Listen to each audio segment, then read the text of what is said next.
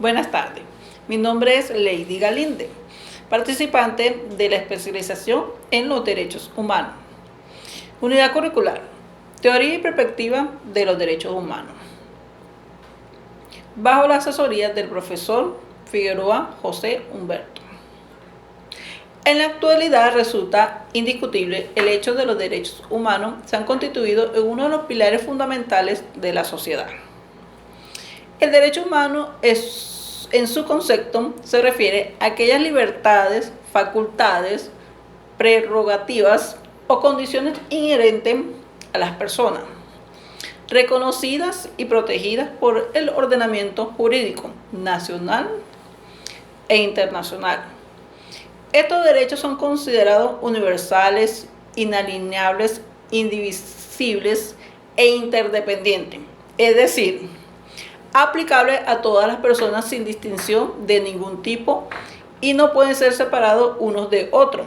Algunos ejemplos de estos derechos humanos son el derecho a la vida, el derecho a la libertad de expresión, la igualdad ante la ley, entre otros aspectos.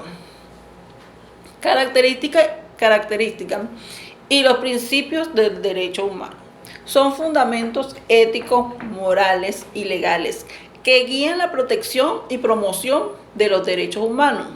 Se estudiará los más relevantes. La universalidad. Los derechos humanos son inherentes a todas las personas, sin importar su nacionalidad, raza, género, religión y otras características. Inalienabilidad. Los derechos no pueden ser transferidos, renunciados o eliminados bajo ninguna circunstancia. Indivisibilidad e interdependencia. Los derechos humanos se consideran interconectados y complementarios por la violación de un derecho que puede afectar el disfrute de otros. La igualdad y no discriminación. Todos los individuos tienen derecho a ser tratados con igualdad y sin discriminación por motivos como el género, la raza, la orientación sexual, la religión, entre otros. Participación y empoderamiento. Las personas tienen derecho a participar en las tomas de decisiones que afecten su vida y a tener acceso a la información necesaria para ejercer su derecho. Responsabilidad y rendición de cuentas. Los estados y otras entidades tienen la obligación de respetar, proteger y cumplir los derechos humanos. Progresividad. Los derechos humanos han evolucionado gradualmente a lo largo del tiempo, ampliando su alcance y protección para abarcar nuevas áreas y grupos de personas. Dignidad humana. La protección de la dignidad inherente de cada persona es el fundamento de los derechos y guía de su interpretación y su aplicación. Legalidad. Los derechos humanos deben estar reconocidos en las leyes nacionales e internacionales y los estados tienen la obligación de respetar, proteger y cumplir estos derechos. Proceso histórico de la positivización. Efectos sobre el derecho internacional. El derecho internacional clásico se basa en la regulación de las relaciones interestatales. En consecuencia, los únicos sujetos de dicho derecho eran los estados y los individuos no eran más que un objeto del ordenamiento internacional.